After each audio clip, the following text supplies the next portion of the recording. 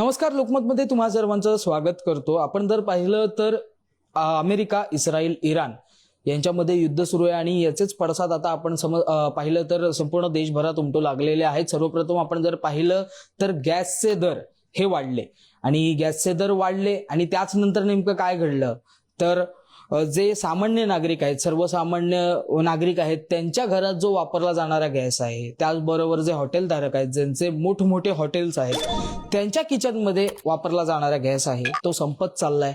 एकंदरीत गॅस संपलं तर जेवण कसं बनवणार असा प्रश्न उपस्थित होतो. त्याचबरोबर हॉटेलधारकांवरती आपण जर पाहिलं एक प्रश्न उपस्थित झालाय की गॅस जर संपला तर नागरिकांची सेवा कशी करायची, त्यांना जे जेवण हवंय ते आम्ही कसं द्यायचं. आता आपण जर पाहिलं तर द ग्रेट पंजाब हॉटेलमध्ये आपण आहोत. सध्याची परिस्थिती आपण हॉटेलमधली पाहत आहोत. संपूर्ण मी माझ्या कॅमेरा पर्सनला सांगेन की या हॉटेलची परिस्थिती आपण पाहिली तर ग्राहक आलेले नाहीयेत. ज्या प्रमाणात ग्राहक या हॉटेलला म्हणजे भेट देतात, म्हणजे 65 वर्ष जुनं हे हॉटेल आहे. दादर या मुख्य भागामध्ये म्हणजे मुंबईच्या मुख्य भागामध्ये हे हॉटेल असताना पाहायला मिळते. आपल्यासोबत या हॉटेलचे व्यवस्थापक आहेत, त्याचबरोबर हॉटेलचे मालक आहेत. आपण त्यांच्याशी संवाद साधणार आहोत. सर, अमेरिका, इस्रायल, इराण हे जे पडसाद देशभरात उमटू लागलेत, आज ते मुंबईतही दिसू लागलेत. 20% हॉटेल बंद झाले. यामध्ये तुमचं 65 वर्ष जुनं हॉटेल आहे, मुंबईत फेमस हॉटेल आहे. काय नेमकं आता तुमच्या हॉटेलमध्ये चाललंय? हमारा गैस खत्म हो गया है तो और कोई ऑप्शन नहीं था हमारे पास, तो हम लोग ने ये इंडक्शन यूनिट्स खरीदे हैं कल. तो अभी इलेक्ट्रिकल काम चल रहा है. गैस खत्म होने को है. जो हमारा 6+6 का गैस बैंक रहता है, 6 सिलेंडर हमारे फ्राइडे को खत्म हुए थे, तब से रिफिल में जा चुके हैं, अभी तक आए नहीं है. और जो फ्राइडे को लगाए थे 6 सिलेंडर वो खत्म हो गए. ज्या पद्धतीने गॅस संपत चाललाय आणि त्याचा तुटवडा पडत चाललाय, अनेक एजन्सीज असतील, अनेक गॅस धारक असतील, ते जास्त पैशाने गॅस विकत देत आहेत. या संदर्भात तुमच्याकडे काय माहिती आहे? मेरे को इसका नॉलेज नहीं है, लेकिन ऐसा है कि सुनने में तो आता है, बट ब्लैक में भी अगर आपको मिलेगा तो जब पीछे से सप्लाई आएगा वो भी नहीं आ रहा, तो ब्लैक में आदमी देगा क्या आपको गैस? तुम्ही प्रयत्न केला होता की तो मिळावा? कोशिश किया हमने, नहीं मिला मुझे. आपल्यासोबत व्यवस्थापक आहेत, आपण त्यांची देखील संवाद साधणार आहोत. काय सांगाल सध्याची परिस्थिती पाहता? आज जे हॉटेल म्हणजे आज जो हॉटेलमध्ये शुकशुकाट दिसून येतोय तो कधी पाहिला होता? नाही, असं तर कधी झालं नाही. कोविड नंतर हे पहिलं परत ही परिस्थिती आता परत निर्माण झालेली आहे आणि गॅस पुरवठा जे कमी झाल्यामुळे आम्हाला हे असे इंडक्शन्स घ्यावं लागलेत. त्याच्यामुळे कसं आहे की मी माझ्या कस्टमरला सॅटिस्फाय करू शकतो. आज माझं 45 ते 50 लोकांचं स्टाफ आहे, ह्यांच्यासाठी मला जेवण बनवायला लागतंय.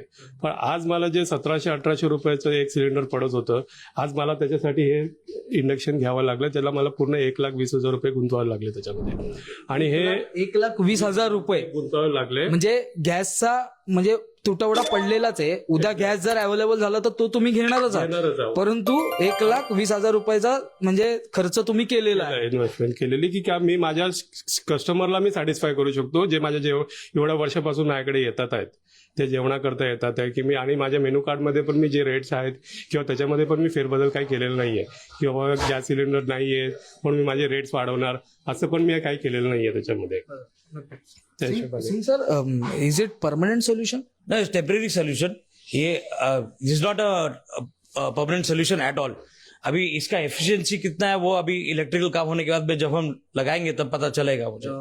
इसका कुछ मतलब ये भी रहेगा? ये एक्चुअली हीटिंग कॉइल्स है. इंडक्शन यूनिट अलग आता है. इंडक्शन यूनिट लेंगे तो इससे भी महंगा जाएगा, और इंडक्शन यूनिट में आपको पॉट्स और पैन्स भी चेंज करना पड़ेगा. जो आपका जो अभी गैस पे चलता है वो इंडक्शन पे नहीं चलेगा. आपण ह्या संपूर्ण आता हे जे इंडक्शन्स आहेत त्यावरती आपण जाणवतो. ह्या हिटिंग कॉइल्स आहेत.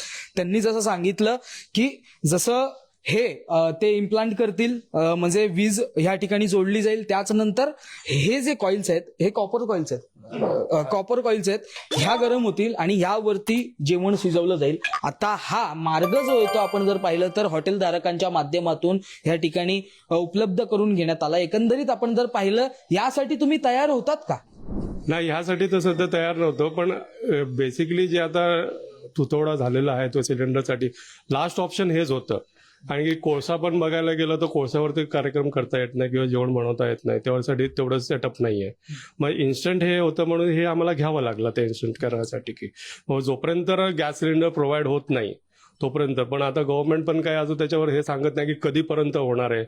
गॅस एजन्सीजला पण फोन केला, पण ते सांगतात आम्ही प्रयत्न करतोय, अजूनपर्यंत कोणाचा आन्सर्स आले नाही आहेत, पण आमचे प्रयत्न चालू आहेत.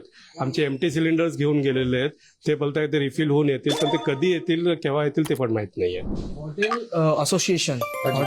एसोसिएशन से कुछ बात हुई है, होटल एसोसिएशन की कुछ मीटिंग्स हुई है इस बात पे, क्योंकि हमने I am also the secretary for the national restaurant association of India Mumbai chapter. So our association NRAI has written to the petroleum minister, but अभी तक रिप्लाई अवेटेड है. अभी तक हमें कोई क्लैरिटी नहीं आया उनका तरफ से. कैसे देखते हो सर, मुंबई कभी बंद नहीं होने वाला सिटी, 24 घंटे शुरू होने वाला सिटी है, और उस सिटी पे मतलब ह्या शहरावरती अशी वेळ आलेली आहे की हॉटेल सुरू आहेत, वीज येते, तुमच्याकडे जेवण बनवायला हवं ते म्हणजे साठा पण आहे, परंतु तुम्हाला जेवण बनवताना हे होतं. अभी ये जैसा मैंने आपको बताया सिर्फ कस्टमर के लिए नहीं है. मेरे पास 40 से 50 लोग काम करते हैं, उनका 3 वक्त का खाना हमारा बनता है. तो कस्टमर तो सेकेंडरी है, पहला मैं अपना स्टाफ को देखूंगा. तो अगर मेरे पास गैस नहीं है तो मैं 40-50 लोगों के लिए खाना कहाँ से बनाऊंगा. तो this is first for my staff and then for the customers coming in. व्यवस्थापकांकडे मी पुन्हा येणार आहे. इंडक्शन आलं याचा अर्थ इंडक्शनचा खर्च देखील वाढतो सर. एक्झॅक्टली. त्यामुळे लाईट बिल मध्ये दरवाढी होणार. मग त्यामधूनच हा प्रश्न उपस्थित होतो की तुम्ही जे खाद्यपदार्थ हॉटेलमध्ये विक्रीसाठी आता देणार आहात, त्यामध्ये तुम्ही काही दरवाढ करणार आहात का? नाही, सध्या तर अजून काही विचार केलेला नाही त्याच्या बाबतीत, बाबा दरवाढ करायची का नाही करायची करून. तर आम्ही पुढे बघूया, पण बेसिकली आमचा विचार आहे की दरवाढ करायची नाही करून. आणि ह्याच्यामुळे की जे कस्टमर्स येतील ते पण बिचारे कुठून फिरून येतात, रेस्टॉरंट्स बंद आहेत, आणि मग कोणी असं येऊन म्हणायला नको बाबा बाकीचे रेस्टॉरंट बंद होते म्हणून तुम्ही रेट्स वाढवले, असं पण आम्हाला करायला नको आहे.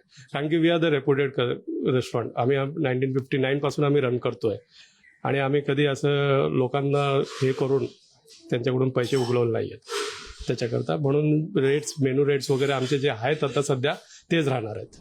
महाराष्ट्र गवर्नमेंट से क्या कहना चाहोगे? अगर ऑफिशियल्स देख रहे होंगे तो आप उनको क्या कहना चाहोगे, क्योंकि बहुत जरूरी सवाल है, सिर्फ होटल को लेकर नहीं, तो जो कॉमन पीपल है उनका भी पेट इस गैस पे ही रहता है. बराबर है. सो मेरा एक ही रिक्वेस्ट है कि गैस अवेलेबिलिटी की जाए एंड सबको दिया जाए. बिकॉज जैसा मैंने बोला कि सिर्फ कस्टमर्स के लिए नहीं, हमेशा रेस्टोरेंट्स को ही टारगेट किया जाता है, विच इज नॉट राइट. आप देखेंगे कोविड के टाइम पे भी हमें तकलीफ हुआ, बट जब भी समाज में प्रॉब्लम होता है तो रेस्टोरेंट वाले ही मदद करते हैं. कोविड में भी we did a lot of social service from this restaurant. So जब रेस्टोरेंट्स सबके लिए खड़े होते हैं तो हमारे लिए कौन खड़ा होगा? तो गवर्नमेंट को ही कुछ करना चाहिए. सीएम डीसीएम से आपका कुछ एसोसिएशंस का अपने जैसे हमारे ऑफिस बेरर्स बात कर रहे हैं, देखते हैं क्या होता है, कोशिश तो करेंगे.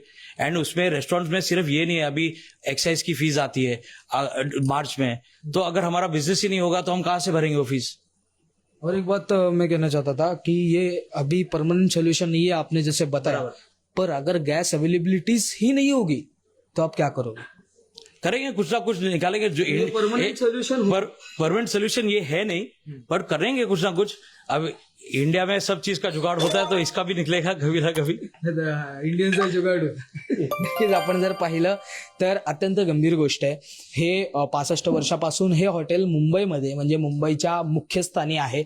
अत्यंत प्रसिद्ध असं सुप्रसिद्ध हे हॉटेल आहे. आज जी लॉबी आहे, म्हणजे या हॉटेलच्या डायनिंग मध्ये आपण आहोत. या ठिकाणी काही कस्टमर्स आहेत, म्हणजे नाही असं म्हणता येणार नाही, कस्टमर येत आहेत, परंतु त्यांना संपूर्ण सुखसुविधा देण्यासाठी हॉटेलच्या माध्यमातून आपण जर पाहिलं तर आता 1,20,000 रुपये, त्याच्यावरती आपण जर पाहिलं तर हे आता इंडक्शन्स आहेत, याचे कनेक्शन्स घेण्यासाठी वेगळा खर्च आणि इतर अनेक गोष्टी येतात. ह्या इंडक्शन्सकडे मी पुन्हा एकदा तुम्हाला दाखवायला सांगेन.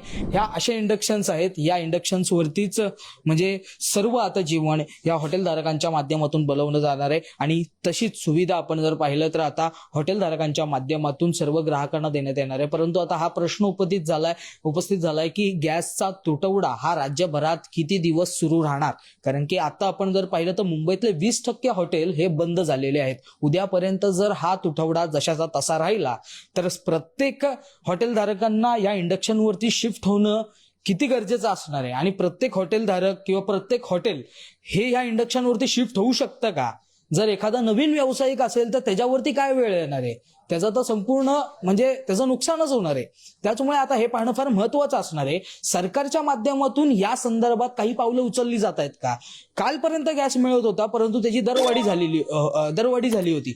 दर वाढले होते तर ते सरकारच्या माध्यमातून जे ऑफिशियली वाढवण्यात आले त्याच्यापेक्षा जास्त दरामध्ये बाजारात विकला जात होता. त्याचबरोबर सरांनी जसं सांगितलं की ब्लॅक मधून जरी घ्यायचं म्हटलं तरी ब्लॅकमध्ये आता सिलेंडर्स असायला हवेत, तेही सिलेंडर्स उपलब्ध भेटत नाहीयेत. त्याच्यामुळे आता नेमकं सरकारच्या माध्यमातून काय पावलं उचलली जात आहेत हे पाहणं फार महत्वाचं असणार आहे. मुंबईकरांच्या जिव्हाळ्याचा प्रश्न, त्याचबरोबर हॉटेल धारकांच्या जिव्हाळ्याचा प्रश्न, एवढंच नाही तर सर्वसामान्य नागरिकाच्या जिव्हाळ्याचा प्रश्न, ज्याला जगण्यासाठी अन्न लागतं ते अन्न बनवण्यासाठी जर गॅसच नसेल तर तो माणूस काय चुलीवर जेवण बनवणार का, हे पाहणं फार महत्वाचं असणार आहे. सरकार या संदर्भात काय पावलं उचलतंय हे पाहणं फार महत्वाचं असणार आहे. गॅस कधीपर्यंत मुंबईमध्ये उपलब्ध केला जातोय, फक्त मुंबईच नाही तर राज्यभरामध्ये कधीपर्यंत उपलब्ध करून दिला जातोय, या संदर्भात सरकारच्या माध्यमातून काही प्रतिक्रिया येते का हे पाहणं देखील तितकंच महत्वाचं असणार आहे. मुंबईहून मी आदित्य जाधव, कॅमेरामॅन आदित्य कासारेसह तुम्ही पाहतात लोकमत.